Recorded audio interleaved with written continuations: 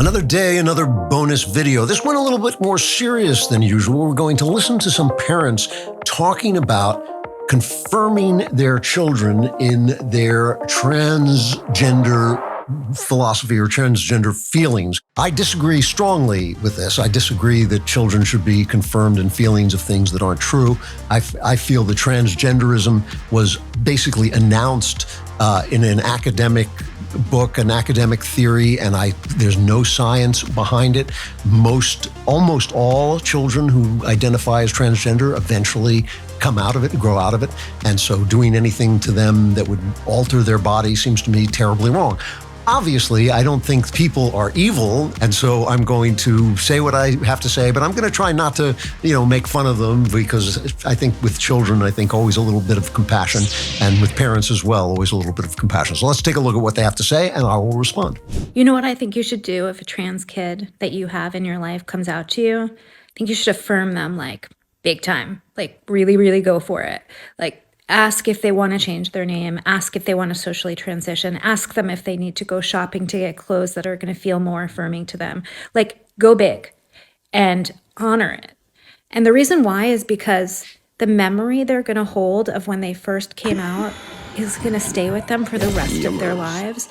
And if you're wait, let's just wait a week, they're immediately going to feel like this is a secret that should be surrounded by shame, that they're going to kind of hold that way for the rest of their lives. And if you have the opportunity to be hey, awesome, cool, let's celebrate, what's the best way to do that? You're going to change the trajectory of how that transness lives in them, I think, forever. So my question about this, and my question about all of this, is why is it that for 10,000 years of human civilization, nobody ever thought that this was true before? And I know they can find kind of weird, places where somebody was announced to be transgender. And in fact, I think that there are a very, very small number of individuals who would be happier living as the opposite sex, even though they wouldn't become the opposite sex. There's just no way for us to change our sexes. So that raises a question. If your child comes to you and says something that is not true, for instance, I feel that I'm a girl, what is the proper response to that? What is the proper response if they come and say, I feel that I'm a panda bear? I'm not necessarily convinced that affirming them, or certainly buying them clothes in the opposite gender, which might get them mocked by their friends or bullied, I'm not convinced that is the best thing to do. Finish him. If my child came to me, and I don't care how people live. It's none of my business how people live. You can live any way you want, but not if you're a child. If you're a child, you have to be guided. And one of the things that children have to do is to come to terms with the fact that we're all limited by our bodies. We can't jump off the roof and fly. Literally, kids, young kids, I want you to go up on your roofs right now. Wait, what? Fly into the night sky. Oh, we can't change sex. And maybe the answer is that genders come with responsibilities and things that we have to accomplish. Let's take another look at another one of these. You are a very good parent, and you make me cry. So many parents of LGBTQ kids get caught up in this idea of needing to be perfect or perfecter, and the sports analogy, not my field. Not my field. The goalposts keep moving back, and they need to be better and better and better and better. If you love your kid, and you don't always get the words right or the terminology, or you're not always hip to all the exact details, but you love the heck out of your kid and you listen to them, you are a deeply good parent. I just don't think you all get enough praise. I praise you. If I had a parent like you, my life would have been completely different. Now, my problem with this guy is that he's, in my opinion, is an evil person. I can't remember his name because I had somebody come in and excise it from my brain. Jeffrey something. And Jeffrey Marsh, thank you very much. Now I'm sorry, I'll have to have it removed again from my brain. Start over. Jeffrey Marsh is his name. And I think he's an evil person. So whatever he says is suspect to me. And whatever he says is something that should be looked at askance. And of course, one of the things that the people are always doing to us to sort of convince us that we're bad is saying that there is this way to behave and then everything else is evil. Don't lecture me, Klavan. I see through the lies of the Jedi. A lot of times in the old days, it turned out that people who thought they were transgender turned out to be gay and couldn't face it. I think there are a lot of people living as transgender people who are in fact simply gay and don't want to come out and just say, oh, I'm a gay person, because the only thing that's really, transgender about them is who they're attracted to. But still, I think with a guy like this, I just think I'm suspicious of anything he says, and I don't even want to argue with him because I think that he really belongs somewhere other than on a video in social media. Let's look at another. There's a lot of misinformation out there about what it means to transition as a trans kid. So I figured I would go through all of the steps required to transition before the age of 18. If you're younger than 12, all transition is a change of pronouns, a change of your clothes, and maybe a different hairstyle. While there are people who transition before the age of 12, it's relatively rare among trans people.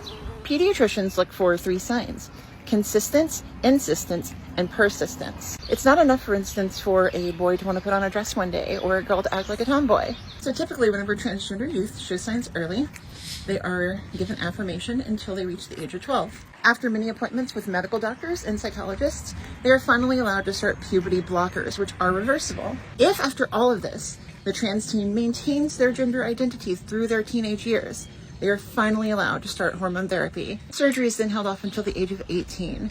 So next time you hear about trans kids getting surgery, just know it's BS from people pushing an agenda. The number of trans-identified youth has skyrocketed in recent years. We're talking about exponential.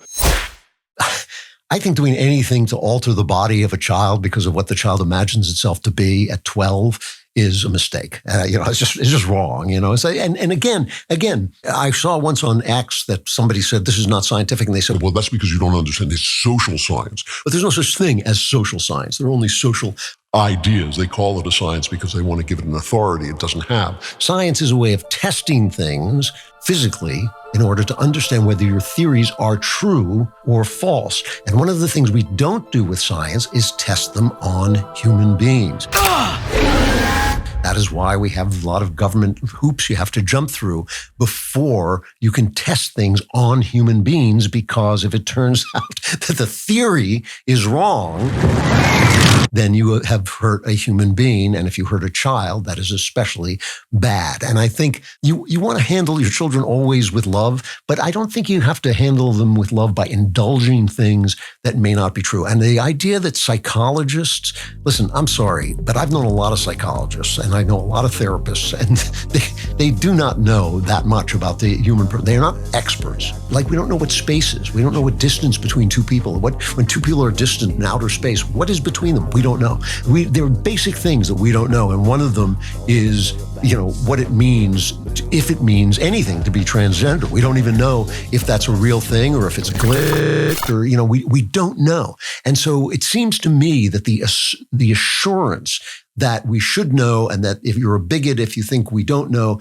that to me seems like the work of activists with a program that has nothing to do with the truth. And I think it's the truth that sets you free. Are there more of these? Hi there.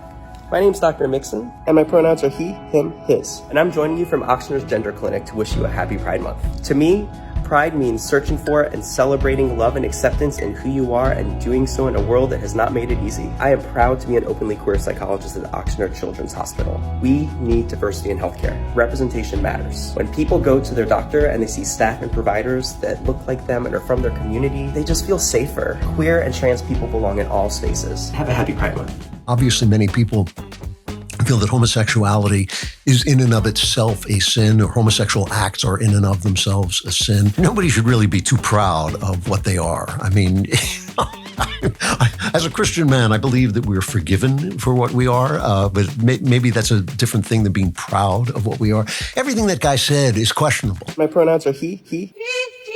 Is it true that you have to go to doctors who look like you, or should you go to doctors who are competent and objective and aren't swept away by the latest social movement? The Supreme Court decides that gay marriage is fine, and then suddenly the White House is lit up with rainbow colors, even though half the country disagrees. How is the system put in place for instantly cementing certain kinds of social ideas that are still very questionable and should be questioned, should be debated, and should be debated tolerantly and with the civility, but should be debated? It's really interesting to me that we hear your homophobic or you're racist or you're sexist or you're Islamophobic. And then you say, no, wait, I want to put forward the other idea. And they say, where's your civility? Well, after you've been called all these names, it's hard to be civil, but I think we should be civil. But I think we should debate these ideas a lot more before we start transitioning anybody who is not old enough to make that decision. Okay, so your kid just said that they're trans. Now what do you do? First, don't say it's a phase. It might upset them just like it would if you said anything else in their life is a phase. They're teenagers. Best not to say that. Second, it's not a phase. What they're experiencing is real. Thousands and thousands of people experience it. Third, even if it is a phase, giving them a safe place to feel what they're experiencing, that's what our job is as parents. Fourth, find a safe place for you to feel your feelings. Yeah, I disagree with all that, but he has the right to his opinion. I think when kids go through phases, it's not a bad thing to be told that it's a phase. Shut up, Mom! Go away! That's what your parents are there for. They're there because they have a longer experience line, which gives you a certain kind of wisdom if you pay attention, right? I mean, in times of great despair, I wish I had had people in my youth to tell me, yes, this passes. You feel like you're in hell, but you're actually in midway through a tunnel where there is light on the other side. Sometimes finding out that something is a phase is a good thing, or sometimes finding out whether you have to track something over time to find out whether it's a phase is a good thing. This all acceptance is actually biased. It is actually biased toward transgenderism, which again, I think is a false theory that has not been backed up by the science. It's only been backed up by social force. Social bullying is the only way, which includes being banned from social media for saying that it's false. Why is it that instantaneously this became an idea when we know so little about it? That's the big question. Our daughter is trans. She has always just plainly informed us that she is a girl. However, she's never gotten to meet any other trans people. So she was so excited this year to get invited to be in the Seattle Pride Parade, to get to meet lots of other people like her. Unfortunately, her other household is not as affirming and told her she could not, under any circumstances, attend the Seattle Pride Parade. She was crushed. So we decided to throw her own Pride Parade in our driveway. It was such an incredible experience. She got to meet so many other awesome trans people who showed up to support her. It was amazing. If you want to show trans kids that they are perfect just the way they are, if you want to validate trans kids, like or comment on this video or leave her a message of your own. Thanks. So again, my question here is, where did she get this idea? You know, she heard nothing about this in her family. She heard nothing about it from you. It was not at all pushed on her. I don't know. I have no way of knowing.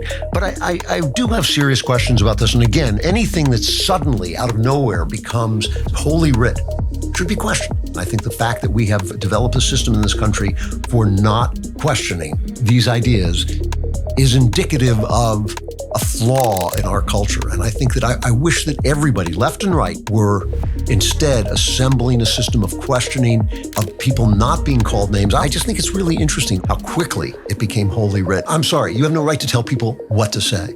And you have no right to tell them how they should express their ideas of reality. When I see a man dressed as a woman, I think it's a man dressed as a woman. I think his pronouns are he. That may be offensive to him. Maybe as an act of kindness or politeness, I might use that to be nice in a moment, but I don't think you have the right to tell people how they should express their idea of reality. I too am a human being. I too have opinions. I too have a view of the world. You have no right to regulate how I express my view of the world. This is the problem. And when you start to do that, you immediately make me suspicious of you. When you say that I can't be who I am if you don't describe me the way I want, what I think is you're living in a fantasy that everybody has to pretend is real. And if you break the bubble of that fantasy, you're going to be exposed to reality. And my feeling is, hey, I'm an artist. My whole job is reality. My whole job is using language to create reality. And I'm sorry, but that's what I'm going to do. If you are living a false life and you are insisting that everybody agrees, you're actually violating their rights. You're actually the bully. I don't think it's kind to lie to people, and I certainly don't think it's kind to force other people to lie. All right, a serious discussion about a serious issue. If you'd like more content like this, like and subscribe to The Andrew Klavan Show wherever you get your podcasts.